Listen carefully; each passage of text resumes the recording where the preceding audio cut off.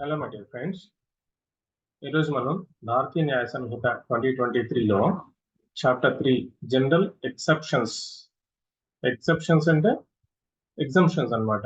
అంటే ఏదైనా ఒక పనిని నేరంగా భావించినప్పుడు, లేదండి ఈ కారణం వల్ల ఇది సంఘటన జరిగింది కాబట్టి ఇది నేరం కింద భావించకూడదు అని ఎగ్జంప్షన్స్, ఈ జనరల్ ఎగ్జంప్షన్స్ అనేవి ఇవి చాప్టర్ 3లో ఉన్నాయి. చూడండి, section 14. Act done by a person bound or by mistake of fact believing himself bound by law. ఏమేమి పదాలు ఉన్నాయి? Act done by a person, ఒక పని ఒక పర్సన్ చేశారంట. బౌండ్ అంటే ఒక దాన్ని బేస్ చేసుకొని. దీనికి ఎగ్జాంపుల్ చూడండి. Nothing is an offence which is done by a person who is or who by reason of a mistake of fact not by mistake of law in good faith believes himself to be bound by law to do it. అంటే ఏదైనా సరే ఒక పనిని తను duty bound గా చేస్తూ ఆ సందర్భంలో జరిగినటువంటి పొరపాటుని, అంటే పొరపాటుని, అది ఎలాంటి సందర్భంలో చేసిన పొరపాటు అంట? Good faith believes himself to be bound by law to do it. Good faith believes himself, మంచి నమ్మకంతో తను ఒక పనిని నమ్మి చేసినది. ఎలాగ చేశాడు అది? Bound by law to do it. తను చట్ట ప్రకారం చేయాల్సిన పని. తనకి ఇలిస్ట్రేషన్ చూడండి. A soldier, A is a soldier, A అని అతను ఒక సోల్జర్ అంటారు. ఫైర్స్ అనే ఒక మాబ్ వైపు ఫైర్ చేశాడు by the order of his superior officer. Mob అంటే ఇక్కడ గుంపు. అక్కడ జనరల్ గా ఎప్పుడు చూస్తుంటాం? గడాటలు జరిగేటప్పుడు లేదా యుద్ధం జరిగేటప్పుడు అటువంటి సందర్భాల్లో ఒక సోల్జర్ కి ఇతను ఒక గుంపు మీదకి ఫైర్ చేశాడు. ఇక్కడ గుంపు అంటే ఎవరు? జనాల గుంపు. ఎందుకు ఫైర్ చేశాడు? By the order of his superior officer. మరి ఇతని డ్యూటీ ఏంటి? సుపీరియర్ ఆఫీసర్ యొక్క ఆర్డర్స్ ని ఫాలో కావాలి కాబట్టి bound by himself to do as per law. కాబట్టి అతని డ్యూటీని అతను లాఫుల్ గా చేశాడు. In conformity with the commands of the law, A has committed no offense. అంటే in conformity with the commands of the law, ఇతను తప్పేం లేదు. ఎందుకని? అతని డ్యూటీ ఏంటి? అతను సుపీరియర్ ఆఫీసర్ చెప్పినటువంటి కమాండ్స్ ని అతను ఫాలో అవ్వాలి. మీరు అడగొచ్చు, సార్ మరి వాళ్ళ ఆఫీసర్ వాళ్ళని చంపేయచ్చా అంటే అక్కడ సందర్భం ఏంటి? లాఫుల్ గా వాళ్ళ సుపీరియర్ ఆర్డర్ పాస్ చేశాడు. ఒక ఆర్డర్, సుపీరియర్ ఆఫీసర్ ఒక ఆర్డర్ పాస్ చేశాడు. ఏమని? అక్కడ గుంపు జనం ఉన్నారు, వాళ్ళని నువ్వు ఫైర్ చెయ్యి అని. మేబీ వాళ్ళు మంచి వాళ్ళ చెడ్డ వాళ్ళ అనేది ఇతని డ్యూటీ కాదు, ఇతను ఆలోచించాల్సిన విషయం కాదు. ఖచ్చితంగా అతను వాళ్ళ సుపీరియర్ ఆఫీసర్ ఆర్డర్స్ ని ఫాలో అవ్వాల్సిందే. ఇలాంటి పరిస్థితుల్లో డ్యూటీ బౌండ్ గా లాఫుల్ గా అతను చేసినటువంటి పని ఇక్కడ నేరం కాదు. It is an exemption. కాబట్టి A has committed no offense. B. An officer of a court being ordered by that court to arrest Y. అంటే ఏ అని అతను అంటే ఒక కోర్ట్ ఆఫీసర్. కోర్టు వారు ఏం చేశారు? అరెస్ట్ Y అని ఒక ఆర్డర్ వేశారు. తద్వారా అతను Y ని అరెస్ట్ చేశాడు. And after due enquiry believes Z to be Y. అయితే అతనికి ఏమని తెలిసిందంటే తర్వాత ఎంక్వైరీ చేస్తే అతను Y అనుకొని Z అరెస్ట్ చేశాడు. అయితే ఇక్కడ Z ను అరెస్ట్ చేయడంలో అతనికి సంబంధించిన తప్పే ఉందా? లేదు. ఎందుకని? By mistake. ఏ పనిలో? తన దగ్గర ఒక కోర్టు ఆర్డర్ ఉంది, ఆర్డర్ ప్రకారం Y అనే అతన్ని అరెస్ట్ చేయాలి. అయితే ఇక్కడ ఏంటి? ఇతనే Y అనుకొని Z ని అరెస్ట్ చేశాడు. అది కేవలం మిస్టేక్ మాత్రమే. అతను ఎక్కడ కావాలని చేయలేదు, ఇల్ ఇంటెన్షన్ చేయలేదు, అలాగే అన్లాఫుల్ గా కూడా చేయలేదు. అతను డ్యూటీలో ఉండగా duty mind and duty bound గా బై మిస్టేక్ అంటే పొరపాటున. ఫైనల్ ఇలిస్ట్రేషన్ ఏంటి? పొరపాటున కాదు, ఆ కమాండ్ ఆర్డర్ సుపీరియర్ ఆఫీసర్ యొక్క ఆర్డర్ ని ఖచ్చితంగా తను కంప్లై చేయాల్సిందే కాబట్టి చేశాడు. ఇక్కడ ఏంటి? కోర్టు ఆర్డర్ ని కంప్లై చేయాలి. కంప్లై అంటే పూర్తి చేయడం. పూర్తి చేయాలి. అయితే కోర్టు ఏమంది? వైని అరెస్ట్ చేయమంది. మరి ఇక్కడ ఏం జరిగింది? పొరపాటు అంటే మిస్టేక్. ఏమని మిస్టేక్ అది? వై అనుకొని జడ్ని అరెస్ట్ చేసింది పొరపాటు. మరి ఇక్కడ ఏ తప్పేంటి? No offence. ఎందుకని? అతను డ్యూటీ బౌండ్ గా కోర్టు వారి ఆర్డర్స్ తోటి వైని అరెస్ట్ చేయడానికి వచ్చి అక్కడ పొరపాటున జడ్ని అరెస్ట్ చేశాడు. కాబట్టి జడ్ని అరెస్ట్ చేయడంలో అతనికి ఎటువంటి నేరం లేదు. ఒకవేళ మీరు అనొచ్చు, సరే అతను కావాలని చేస్తే ఇల్ ఇంటెన్షన్ కావాలని చేస్తే అది ఖచ్చితంగా అఫెన్సే. మరి ఎగ్జామ్షన్ ఏంటండి అంటే good faith bound by law to do it. ఇలాగా దీనికన్నా ముందు చూడండి, రీజన్ ఆఫ్ మిస్టేక్ ఇలాంటి mistake of law in good faith. సాధారణంగా అతనికి తెలియదు, వై ఎవరో తెలియదు, జెడ్ ఎవరో తెలియదు. కానీ అక్కడ అతను ఉన్న పరిస్థితులను బట్టి, ఉదాహరణకి ఈ ఇంట్లో దొంగలు ఉన్నారని చెప్పేసి వాళ్ళకు ఒక ఇన్ఫర్మేషన్ వచ్చింది. అక్కడికి వెళ్ళేసరికి వై గురించి ఏదైతే పోలికలు చెప్పారో అదే పోలికలతో జడ్ ఉన్నాడు అనుకోండి. సో అతనికి వచ్చిన ఇన్ఫర్మేషన్ ప్రకారం ఆ పోలికలు, ఆ వివరాలు అన్ని వైకి పోలినట్టుగానే జడ్కి కూడా ఉన్నాయనుకోండి. ఉదాహరణకి ఒకళ్ళు ఏమని చెప్పారంటే, సార్ ఇక్కడ 45 సంవత్సరాల వయసు ఉన్నటువంటి, కర్లీ హెయిర్ ఉన్నటువంటి, red colour shirt, white colour pant వేసుకున్నటువంటి ఒక నేరస్తుడు ఇక్కడ తిరుగుతున్నాడండి అని చెప్పి ఇన్ఫర్మేషన్ వచ్చింది. సో అతను వై అనుకున్నాడు. తీరా అక్కడికి వెళ్ళి అతన్ని అరెస్ట్ చేశాడు. తీరా తర్వాత తెలిసింది ఏంటంటే అక్కడ ఇదే ఆనవాళ్ళతోటి ఇంకా కొంతమంది ఉన్నారు. అందులో తను అరెస్ట్ చేయాల్సినటువంటి ఆ పర్సన్ ఉన్నాడు. బై మిస్టేక్ ఈ ఆనవాళ్ళతోటి పొరపాటుని ఈ వ్యక్తిని అరెస్ట్ చేశాడు అని తెలిసింది. కాబట్టి ఆ పొరపాటు అంటే mistake, reason of mistake.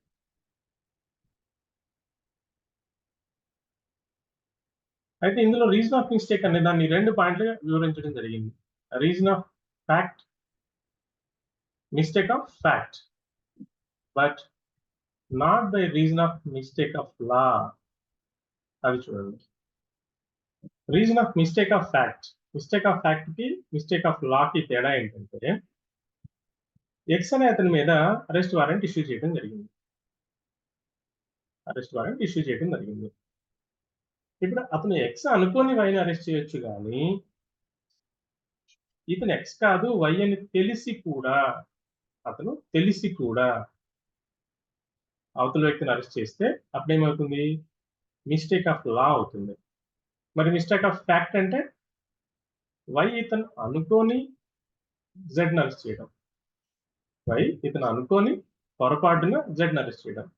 Mistake of law ఏంటంటే వై కోసం వచ్చాడు, అతను లేడు, వై ఎవరో ఆ పోలీస్ ఆఫీసర్కి తెలుసు, జెడ్ ఎవరో పోలీస్ ఆఫీసర్కి తెలుసు, కానీ వై ప్లేస్ లో జెడ్ అరెస్ట్ చేయడం అనేది మిస్టేక్ ఆఫ్ లా. ఏది తేడా ఫ్రెండ్స్? అలా మిస్టేక్ ఆఫ్ లా అనేది ఎగ్జామ్షన్ కాదు.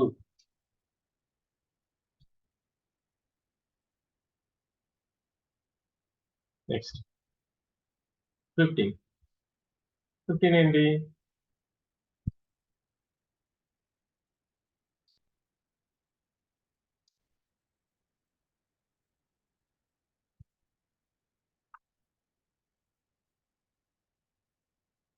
Act of judge when acting judicially. ఒక జడ్జి కోర్టులో ఉన్నారు, వారు కోర్టులో ఒక తీర్పు ఇచ్చారు. దేన్ని బేస్ చేసుకొని? ఆ నేరం ఏదైతే అతని మీద ఆరోపించబడిందో అది నిరూపణ అయింది. అప్పుడు అతను ఆ డ్యూటీ ప్రకారం జడ్జి ఏం చేయాలి? జడ్జిమెంట్ ద్వారా అడ్జుడికేషన్ ప్రాసెస్ కంప్లీట్ చేయాలి. అంటే ఆ నేరాన్ని విచారించి ఆ నేరానికి తగ్గట్టుగా చట్టంలో ఏదైతే పనిష్మెంట్ ఉందో అది అతను పాస్ చేయాలి, ఆర్డర్ పాస్ చేయాలి. సో అలాంటి సందర్భాల్లో ఏంటి చూడండి, nothing is an offence which is done by a judge when acting judicially in the exercise of any powers which in good faith he believes to be given to him by law. అంటే judge ఉన్నారు, నేరస్తుడు ఎవరు అనేది జడ్జికి ఏమన్నా direct గా తెలుస్తుందా? తెలియదు. అది ఎలా తెలుస్తుంది? మరి జడ్జిమెంట్ ఎలా ఇస్తున్నారు అంటే based on the evidence and circumstance of law. అంటే ఎవిడెన్స్ సర్కమ్స్టాన్స్ ఆఫ్ లా మొత్తాన్ని కలిపి దీన్ని సింపుల్ గా సర్కమ్స్టాన్షియల్ లా, సర్కమ్స్టాన్షియల్ ఫ్యాక్ట్స్, సర్కమ్స్టాన్షియల్ ఎవిడెన్సెస్ అంటే ఒక ఎవిడెన్స్ ని ఏ పరిస్థితుల్లో ఎలా తీసుకోవాలి అనేది వాళ్ళకున్నటువంటి డిస్క్రిషనరీ పవర్ ని కలిపి వాళ్ళు ఒక నిర్ణయానికి రావాలి. అలా వచ్చినప్పుడు మేబీ ఒక్కొక్కసారి అది తప్పు జరిగి ఉండొచ్చు. కానీ వాళ్ళు ఎలాగ యాక్ట్ చేసి ఉండాలంట? యాక్టింగ్ జుడిషియల్లీ. అదేంటండి యాక్టింగ్ జుడిషియల్లీ అని అంటే జుడిషియల్ ఆఫీసర్ గా ఆ సీట్ లో తను ఏం పని చేయాలో ఆ పని చేస్తున్నాడు. అంటే తీర్పునివ్వడం, విచారణ చేయడం ఇలాంటి పనుల్లో ఏదైతే అఫీషియల్ డ్యూటీలో వాళ్ళు ఒక పని చేస్తారో అటువంటి సందర్భాల్లో వాళ్ళు good faith he believes to be given to him by law. అంటే ఒక గుడ్ ఫెయిత్ మంచి నమ్మకం ఏమని ఇతను నేరం చేశాడు అనేటువంటి సాక్ష్యాలు, ఆధారాలు, రుజువులు అన్నీ వచ్చినప్పుడు జడ్జి గారు తనకున్నటువంటి డిస్క్రిషనరీ పవర్ ను కూడా ఉపయోగించి గమనించి తనేమనుకున్నాడు అంటే ఓకే ఇతను నేరం చేశాడు అని అనిపించినారు ఆ జడ్జి గారికి. ఇప్పుడు జుడిషియల్ గా యాక్టింగ్ చేస్తున్నప్పుడు అందుకని అతనికి శిక్ష వేశారు. మీ తర్వాత ఏం చేసిందంటే ఈ సాక్ష్యాలన్నీ కూడా ట్యాంపర్ చేయబడ్డాయి, ఫోర్జరీ చేయబడ్డాయి. అప్పుడు ఆ అక్యూజ్డ్‌కి అంటే ఎవరైతే ముద్దాయి ఉన్నారో అతనికి డిఫెన్స్ చేసుకునే అవకాశం లేక లేదా ఆ పరిస్థితుల్లో అతను లేని పరిస్థితుల్లో అతనికి అన్యాయం జరిగిందని, తద్వారా అంటే ఆ శిక్ష పడటం ద్వారా అతనికి అన్యాయం జరిగిందని, తద్వారా శిక్ష వేసినటువంటి జడ్జి నేరం చేశాడు అని గనుక ఎవరన్నా అంటే అది చెల్లదు. అతను జడ్జి చేసినటువంటి పని అఫెన్స్ కాదు. ఎందుకని? అతనేం చేశాడు? యాక్టింగ్ జుడిషియల్లీ. జడ్జిగా ఏదైతే పవర్ ఉందో తనని ఆ పవర్‌ని ఉపయోగిస్తూ యాక్టింగ్ జ్యుడిషియల్‌గా ఒక యాక్టివిటీ చేశాడు. దేనితోటి? Exercising of any power which in good faith he believed to be. అంటే ఇక్కడ కూడా చూడండి good faith he believes to be. ఇక్కడ హి బిలీవ్స్ అన్నారు. దాని మీనింగ్ ఏంటి? ఒక్కొక్క మనిషికి తన యొక్క మానసిక పరిస్థితిని ఉపయోగించి అంటే తన కామన్ సెన్స్, లీగల్ సెన్స్ ఉపయోగించి కొంత డిస్క్రిషనరీ పవర్ అనేది ఇవ్వటం జరిగింది. పర్టికులర్ గా జడ్జెస్ కి. వాళ్ళు ఏం ఆలోచిస్తారు? ఎవిడెన్స్ ఏంటి? సర్కమ్స్టెన్స్ ఏంటి? వాటిని ఏ విధంగా ఈ సందర్భంలో అర్థం చేసుకోవచ్చు అని హ్యూమన్ సెన్స్ ని కూడా కలిపి కామన్ సెన్స్ అంటే లీగల్ సెన్స్ ని కలిపి ఒక ఆర్డినరీ ప్రుడెంట్ మెన్ యొక్క స్థాయి నుంచి జ్యుడిషియల్ నాలెడ్జ్ వరకు అంటే ఎక్స్‌పర్ట్ స్కిల్ రేంజ్ వరకు కూడా వాళ్ళు ఆలోచించే పవర్ ఉంది కాబట్టి అవన్నీ ఉపయోగించి గుడ్ ఫెయిత్ తోటి ఏదైతే అతను నమ్మాడో ఆ నమ్మకం ద్వారా వచ్చినటువంటి తీర్పుని ఒకవేళ తప్పైనా సరే ఆ జడ్జి గారిని శిక్షించడానికి లేదు. అందువల్ల it is not an offence. Next 16. Act done pursuant to judgment or order of court. Nothing which is done in pursuance of or which is warranted by the judgment or order of a court. అంటే పర్సుయన్స్ పరిశీలించడం. ఇప్పుడు which is done in persons of ఒక ఆర్డర్‌ని కానీ, ఒక వారెంట్‌ని గాని అంటే warrant పోలీసులకి వారెంట్ ఇచ్చారు. అరెస్ట్ చేయమన్నారు. లేదా ఒక తీర్పు ఇచ్చి అతనికి ఒక శిక్ష వేయమన్నారు. దాన్ని గురించి పరిశీలన చేసేటప్పుడు లేదా దాన్ని అమలు చేసేటప్పుడు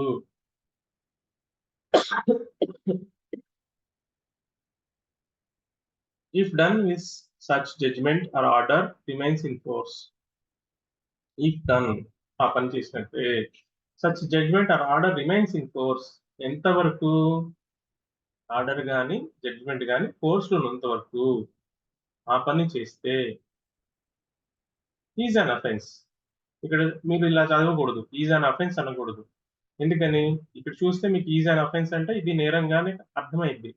కానీ ఈ సెంటెన్స్ చూడండి స్టార్టింగ్‌లో నథింగ్ అంటే నెగెటివ్‌తో స్టార్ట్ అయింది. కాదు. ఇప్పుడు చివర కలపాలి. ఈజ్ అన్ అఫెన్స్ ఒక నేరము. So nothing is an offence అని దీని పూర్తి అర్థం. కాబట్టి మీరు లాలో ప్రొవిజన్స్ చదివేటప్పుడు అందులో పర్టికులర్గా ఇంగ్లీష్ మీనింగ్ అర్థం చేసుకోవడానికి చాలా సార్లు కన్ఫ్యూజ్ అవడానికి కారణం ఏంటంటే నెగటివ్ తో స్టార్ట్ అయ్యి సెంటెన్స్ పాజిటివ్ తో ఎండ్ అవుతుంది. నెగటివ్ తో స్టార్ట్ అయ్యి పాజిటివ్ తో ఎండ్ అవుతుంది. అప్పుడు మనకి మ్యాథ్స్ లో ఫార్ములా చూసారా, plus minus is equal to so and so. అట్లాగా రిజల్ట్ ఏంటి, మైనస్. అంటే నథింగ్ అన్నారనుకోండి, minus, negative sense, is an offence, ఇది నేరం కాదు అని అర్థం. కాబట్టి మీరు చదివేటప్పుడు ఈ చిన్న చిన్న టిప్స్ గమనించాలి. Section 16. Nothing which is done in pursuance of or which is warranted by the judgment or order of a court. అంటే ఒక జడ్జ్మెంట్ ని అమలు చేయడంలో కానీ లేదా వాటిని అంతే కంప్లై చేయడం అన్నా, పర్సూయన్స్ అన్నా, వాటి యొక్క అమలు ఏంటంట, if done result such judgment or order remains in force. ఆ చేసే క్రమంలో మనం ఏదన్నా పని చేస్తే, ఎప్పుడు ఆ పని చేస్తే judgment or order remain in force, అది ఫోర్స్ లో ఉండగా, ఉదాహరణకి ఒక నెల రోజుల్లోపు ఈ పని చేయాలని ఆర్డర్ లో ఉంది. ఆ నెల రోజుల్లోపు ఆ పని చేస్తే అది ఫోర్స్ లో ఉంది కాబట్టి వ్యాలిడే. ఆ నెల రోజులు ఏం చేయకుండా ఆ తర్వాత మళ్ళీ ఆర్డర్ ని ఎక్స్టెన్షన్ అడగకుండా, అంటే మరి ఆర్డర్ ని కంటిన్యూ చేయమని కోర్టు పర్మిషన్ తీసుకోవాలి కదా, అలా చేయకుండా కనుక ఏదైనా ఒక పని చేశారనుకోండి, అప్పుడు ఆర్డర్ ని ఫాలో అవుతున్నట్టు కాదు. కాబట్టి ఆర్డర్ ని ఇన్ టైంలో కంప్లై చేసే క్రమంలో, అంటే కంప్లై అంటే పూర్తి చేసే క్రమంలో ఏదైనా సరే పని చేస్తే అది అఫెన్స్ కాదు. ఎందుకని, ఆర్డర్ ని కంప్లై చేయాల్సిన డ్యూటీ బౌండెడ్ సిచ్యుయేషన్ లో అతను లాఫుల్ గా చేస్తున్నాడు కాబట్టి it is not an offence. Not with standing the court may have had no jurisdiction to pass such judgment or order, provided the person doing the act in good faith believes that the court has such jurisdiction. Notwithstanding the court may have had no jurisdiction. అంటే ఒకవేళ ఆ court కనుక order pass చేసే power లేకపోయినా, provided the person doing the act in good faith believes that the court has such jurisdiction. ఆ కోర్టుకి ఆ power లేదు, కానీ ఈ కోర్టు ఈ పని చేయమంది, నేను ఈ పని చేస్తున్నాను అనే గుడ్ ఫెయిత్ తో కనుక ఎవరైనా ఒక పని చేస్తే అది కూడా అఫెన్స్ కాదు. ఉదాహరణకి కోర్టు జ్యూరిడిక్షన్ పాయింట్ ఆఫ్ వ్యూలో కొన్నిసార్లు లోకల్ మ్యాజిస్ట్రేట్స్ పవర్ ఉండొచ్చు, లేదా ఒక జ్యుడిషియల్ ఆఫీసర్కి ఒక పవర్ ఉండొచ్చు. ఆ పవర్ ను ఉపయోగించి తన పాస్ చేసిన ఆర్డర్స్ లో అతనికి జ్యూరిడిక్షన్ ఉందా లేదా అనేది ఈ అమలు జరిపే వ్యక్తికి తెలియకపోవచ్చు. కానీ ఆ జ్యూరిడిక్షన్ ఆ జడ్జికి లేదు, ఆర్డర్ పాస్ చేసిన కోర్టుకి లేదు అనే విషయంతో దీనికి సంబంధం లేదంట. ఎందుకని, ఇతని డ్యూటీ ఏంటి, ఆర్డర్ ని కంప్లై చేయాలి, ఆర్డర్ ని పూర్తి చేయాలి. కాబట్టి అతను గుడ్ ఫెయిత్ అంటే మంచి నమ్మకంతో ఈ కోర్టు ఆర్డర్ ఇచ్చింది, దీన్ని నేను కంప్లీట్ చేయాలి అనే గుడ్ ఫెయిత్ తోటి, బిలీవ్స్ నమ్మకంతో అతను ఆ జ్యూరిడిక్షన్ ఉందా లేదా అనే పాయింట్ ని పట్టించుకోకుండా, ఎందుకని అది అతనికి సంబంధించిన పాయింట్ కాదు, ఆర్డర్ ని కంప్లై చేస్తే అప్పుడు జ్యూరిడిక్షన్ లేదు, ఇతను నేరం చేశాడు అనడానికి లేదంట. కాబట్టి జ్యూరిడిక్షన్ ఉన్నా లేకపోయినా మన ఈ టోటల్ అబ్జర్వేషన్ లో మనం ఏం అర్థం చేసుకోవాలంటే, ఒక కోర్టుకి జ్యూరిడిక్షన్ ఉందా లేదా అనే విషయాన్ని పక్కన పెట్టి మరి ఆ కోర్టు యొక్క ఆర్డర్ ని కంప్లై చేయడంలో ఆ అధికారులకు ఎటువంటి అధికారులు ఆ ఆర్డర్ ని కనుక కంప్లై చేస్తే వాళ్ళు ఏ నేరం చేసిన వాళ్ళు కాదు. కానీ ఎప్పుడైనా సరే ఎగ్జామ్షన్స్ ని మనం కలిగి ఉండాలి అని అంటే, ఎలాంటి విషయాలు మనం పూర్తిగా గమనించాలి అని అంటే 3 విషయాలు. ఒకటి, రీజనబుల్ కేర్ అండ్ కాషన్. ఇవి నోట్ చేసుకోండి friends, very very important. Reasonable care and caution. మనం రీజనబుల్ కేర్ తీసుకోవాల్సినంత జాగ్రత్త తీసుకోవాలి. కేర్ అండ్ కాషన్, జాగ్రత్త మరియు భద్రత, కేర్ అండ్ కాషన్ తీసుకోవాలి. రెండోది అంటే రీజనబుల్ కేర్ అండ్ కాషన్ కి వ్యతిరేకమైనటువంటి పదం ఏంటి, నెగ్లిజెన్సీ. నెగ్లిజెన్సీగా ఉండకూడదు, ఖచ్చితంగా కేర్ అండ్ కాషన్ తీసుకోవాలి. రెండోది, ఇల్ ఇంటెన్షన్ తోటి ఏ పని చేయకూడదు. ఇల్ ఇంటెన్షన్ అంటే తెలుసు మనకి, మెన్స్రియా లేదా చెడ్డ ఆలోచనతోటి, దురాలోచనతోటి ఒక పని చేస్తే అది ఎగ్జంప్షన్ కింద రాదు. మూడోది ఫ్రెండ్స్ చెప్పండి, మూడోది ఏంటి? ఆ యాక్ట్ కంప్లీట్ అవ్వాలి. ఎలాంటి యాక్ట్ కంప్లీట్ అవ్వాలి? వాళ్ళు ఏదైతే గుడ్ ఫెయిత్ తోటి కానీ గుడ్ బిలీవ్ తో కానీ ఒక పని చేయాలనుకున్నారో ఆ పని చేసి ఉండాలి. సో ఈ మూడోది ఇంటర్ప్రిట్ చేసుకోవాలంటే ఇక్కడ 2 విషయాలు గమనించాలి. మొదటిది ప్రాపర్ కేర్ అండ్ కాషన్, రెండోది ప్రాపర్ కేర్ అండ్ కాషన్ తర్వాత ఏంటి? రెండోది వితౌట్ ఇల్ ఇంటెన్షన్, మూడోది బౌండెడ్ బై లా. ఇది ఎలా ఉండాలంటే మనం ఏ పనికి అయితే ఉదాహరణకి చట్ట ప్రకారం ఈ పని చేయొచ్చు, ఈ పని చేయకూడదు అని చెప్పి ఒక అఫెన్స్ ని డిఫైన్ చేసినప్పుడు ఆ అఫెన్స్ ని మనం చేస్తున్నాము అని అంటే దానికి మించి ఒక మంచి పని జరుగుతుంది అని మనం ప్రూవ్ చేయాలి. కాబట్టి ఈ థర్డ్ పాయింట్ ని ఇంటర్ప్రిట్ చేయాలి అని అంటే మనం బియాండ్ లా వెళ్తున్నాం. ఈ బియాండ్ లా వెళ్ళేటప్పుడు ఎందుకు వెళ్ళాల్సి వచ్చింది అని అంటే mistake, bound by law, good faith, ఇవన్నీ కూడా ఒక ఎగ్జామ్షన్ పాయింట్ గా తీసుకోవచ్చు. వీటిలో ఏదైనా సరే ఒక ఎగ్జామ్షన్ పాయింట్ గా తీసుకోవచ్చు. అలా వెళ్తున్నప్పుడు ఇతనికి ముందున్నటువంటి 2 ఎలిమెంట్స్ ని క్లియర్ చేయాలి. అంటే ఇల్ ఇంటెన్షన్ లేదని, అలాగే ప్రాపర్ కేర్ అండ్ కాషన్ తీసుకున్నారని. ఇంకొకటి ఏంటి? Unavoidable situation. అన్అవాయిడబుల్ సిచ్యుయేషన్ అంటే ఇప్పుడు పైన ఎగ్జామ్స్ చూసాము. అందులో ఏమన్నారు? ఒక సోల్జర్ తన అధికారి యొక్క మాట వినాల్సిందే. అన్అవాయిడబుల్ సిచ్యుయేషన్, ఒకవేళ వినకపోతే ఇట్ ఈస్ అన్ అఫెన్స్. కాబట్టి ఆ అధికారి చెప్పినటువంటి మాటను తను డ్యూటీ బౌండ్ గా చేయాల్సిన బాధ్యత ఉంది. కాబట్టి అన్ని అవాయిడబుల్, అతను అవాయిడ్ చేయడానికి లేదు. కాబట్టి ఈ థర్డ్ పాయింట్ ని సిచ్యుయేషన్ కి తగ్గట్టుగా ఎగ్జామ్షన్స్ లో మనం ఐడెంటిఫై చేయొచ్చు. Third one is unavoidable situation. ఏదైనా రీజన్ చెప్పొచ్చు. Good faith, good believe. అయితే మరి ఆ బిలీవ్ ఎలా ఉండాలి? సారీ, మిస్టేక్ ఎలా ఉండాలి? మిస్టేక్ ఆఫ్ ఫ్యాక్ట్ అయి ఉండాలి, అంతే తప్ప మిస్టేక్ ఆఫ్ లా అయి ఉండకూడదు. ఇలాంటి విషయాలను గమనించి థర్డ్ పాయింట్ ని మనం కేర్ఫుల్ గా అబ్జర్వ్ చేయాలి. అదేంటి? Unavoidable situation. సో ఈ 3 ఎలిమెంట్స్ గుర్తుపెట్టుకోవాలి ఫ్రెండ్స్. ఫస్ట్ వన్ చెప్పండి. అన్అవాయిడబుల్ సిచ్యుయేషన్, రివర్స్ లో. Okay, unavoidable situation. Second one, very good. Third one, second one ఏంటి? Ill intention. Third one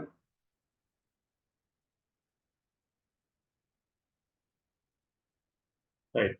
so ఈ మూడు కూడా మనకి క్లియర్ అయితేనే మనం ఎగ్జామ్షన్స్ తీసుకోగలుగుతాం. Right friends. Next 17. Act done by a person justified or by mistake of fact, believing himself justified by law. Act done by a person justified. ఏదైనా ఒక పని ఒక పర్సన్ చేసినప్పుడు జస్టిఫై ఇవ్వాలి. Or by mistake of fact, లేదా mistake of fact వలన ఏమని? Believing himself justified. అతను ఇది అనుకోని ఒక పని చేసినట్లయితే అది కూడా ఎలాగా? Mistake of fact. Act done by a person justified or by mistake of fact believing himself justified by law. ఆ చివరి పదం చూడండి, బై లా. లా కి పరిధిలో, చట్ట పరిధిలో ఒక వ్యక్తి ఇది నిజమేను, లేదా ఈ విషయాన్ని సాటిస్ఫై అవుతున్నానని ఒక పని చేశాడంట, లేదా పొరపాటున అది ఇదేనని ఒక నమ్మకంతో తను భావించి ఆ పనిని చట్ట పరిధిలో చేశాడంట. ఈ రెండు కూడా exemptions. Section 17. Nothing is an offense which is done by any person who is justified by law or who is by reason of mistake of fact and not by reason of mistake of law in good faith. ఇది కూడా పైన 14, 15 దగ్గర ఉన్నటువంటి exemptions కి relevant గా ఉంది. చూడండి, illustrations ఇచ్చారు.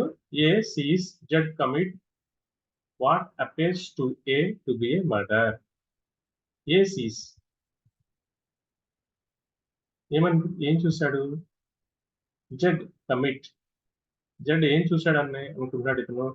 What appears to A to be murder. అంటే అక్కడ కొన్ని పరిస్థితులు కనిపించినాయట.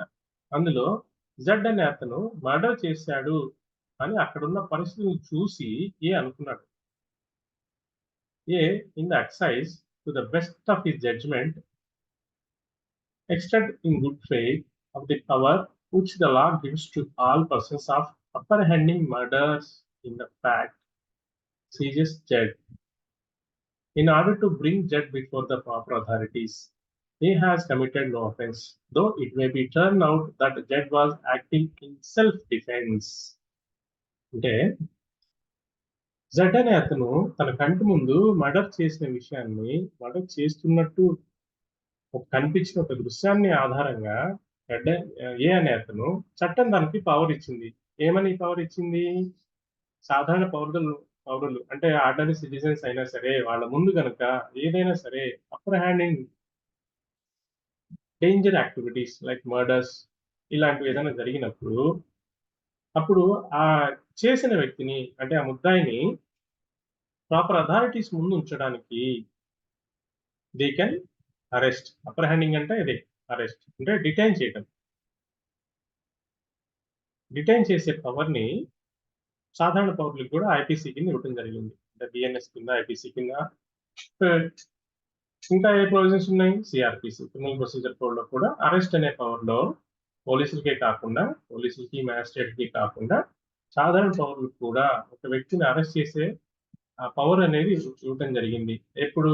ఇలాంటి సందర్భాల్లో వారి ముందు ఇలాంటి అఫెన్సెస్ జరిగినాయి అని వాళ్ళు బిలీవ్ చేసేలాగా వాళ్ళ ముందు ఉన్నటువంటి సర్కమ్స్టెన్సెస్ ని బేస్ చేసుకొని ఎవరైతే ఆ అఫెన్స్ చేశారో వాళ్ళని ప్రాపర్ అథారిటీ ముందు ప్రొడ్యూస్ చేయడానికి వాళ్ళని అరెస్ట్ చేసి అప్రహెండింగ్ అరెస్ట్ లేదా లాఫుల్ డిటెన్షన్ చేసేటువంటి పవర్ ని ఇవ్వడం జరిగింది. అయితే ఈ సందర్భంలో జడ్ అంట సెల్ఫ్ డిఫెన్స్ కోసం మర్డర్ చేశాడంట. మేబీ అలా అయి ఉండొచ్చేమో. కానీ అనే అతను ఇప్పుడు జడ్ని అప్రహెండ్ చేయటం అనేది తనకి ఇవ్వబడినటువంటి పవర్ పరిధిలో ఉంది కాబట్టి అది జస్టిఫైడ్ బై లా. మరి మిస్టేక్ ఆఫ్ ఫ్యాక్ట్ ఏంటి? కావాలని ఏదైనా చేశాడు అనుకోని ఉండొచ్చు. ఎవరు? జడ్ అనే అతను కావాలని మర్డర్ చేశాడని అనుకోని ఉండొచ్చు. అది నిజానికి జడ్ అనే అతను సెల్ఫ్ డిఫెన్స్ లో చేసి ఉండొచ్చు. సెల్ఫ్ డిఫెన్స్ లో అది నేరం కాకపోవచ్చు. ఎవరి విషయంలో? జడ్ విషయంలో. కానీ ఏ విషయంలో ఏంటి? నువ్వు సెల్ఫ్ డిఫెన్స్ లో చేసావా, ఇంకోటి చేసావా నాకు తెలియదు, నా కంటి ముందు నువ్వు మర్డర్ చేయడం కనిపించింది కాబట్టి ఈ విషయాన్ని నేను నాకున్నటువంటి సాధారణ పౌరుడికి ఉన్నటువంటి అరెస్ట్ పవర్స్ ఉపయోగించి నేను నిన్ను అప్రహెండ్ చేస్తున్నాను అనేటువంటి ఏదైతే యాక్టివిటీ ఉందో అది చేసిన నేరం కాదు. ఎందుకని? Justified by law, reason of mistake of fact. ఏంటి? జడ్ అనే అతను సెల్ఫ్ డిఫెన్స్ కోసం అనేటువంటి ఫ్యాక్ట్ అతనికి తెలియకపోదు. బట్ గుడ్ ఫెయిత్ ఏం చేశాడు? Bounded himself by justifying by law in doing it. అంటే చట్ట ప్రకారం తనకు ఇవ్వబడినటువంటి పవర్ని ఉపయోగించి ప్రాపర్ గానే చేశాడు. ఆ తర్వాత జడ్ యొక్క రీజన్స్ తను చెప్పుకోవచ్చు, తను దాని నుంచి ప్రాసిక్యూషన్ నుంచి అక్విట్ అవ్వచ్చు, అంటే ఆ కేసు నుంచి అక్విట్ అవ్వచ్చు. కానీ ప్రస్తుతానికి చేసినటువంటిది నేరము కాదు. తనకి ఇవ్వబడినటువంటి పవర్స్ పరిధిలో తన గుడ్ ఫెయిత్ తోటి హిమ్సెల్ఫ్ బౌండ్ బై